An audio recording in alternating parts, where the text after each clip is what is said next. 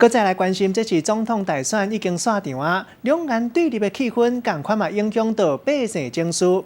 家人大西翁王小辉伫台北东区街仔路，伊讲坐一只计程车和计程车运将伫一句来一句去，佮讲要报警察。王小辉落尾伫咧微博铺3篇文章，伊讲因为伊讲北京话，就互人骂。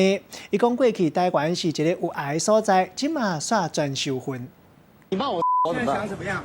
你给我道歉！你想怎么样？是不是你刚你想打架是吧？半暝仔台北东区街仔路，大 S 翁婿王小辉甲计程车司机起冲突。我没有喝酒。你没有喝酒？我没有喝酒。全车酒味有没有？你为什么要骂我？ 没关系，没关系，你要不要叫警察来？双边是愈冤愈激烈，就算王小辉朋友伫边仔来相劝，双边的火气也是抵袂掉。最后计程车的运将佫动手下王小辉的手机啊，叫伊莫佫翕啊。看你那丑陋的嘴脸！不要这样子！你不要再拍我！我拍你，你丑陋嘴脸，我拍你！不要这样！我怎么会拍你？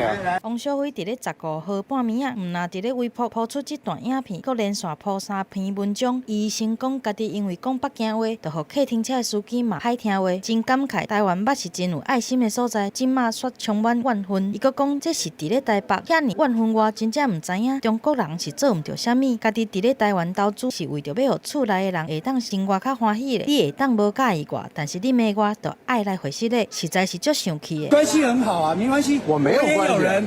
我移民台湾，我没有任何关系。王小辉伫咧半暝仔起甲来铺文，但是一透早随着佫甲铺文排掉，讲无想要因为生气，佫再来扰乱，但是家己的心情真震动，因为台湾已经毋是伊熟悉迄款啊。对着安尼，有袂少台湾网友要求伊讲较清楚咧。中国的网友是气甲来骂台湾的司机伤过摇摆，一段影片，互两岸的网友拢变甲足敏感的。记者综合报道。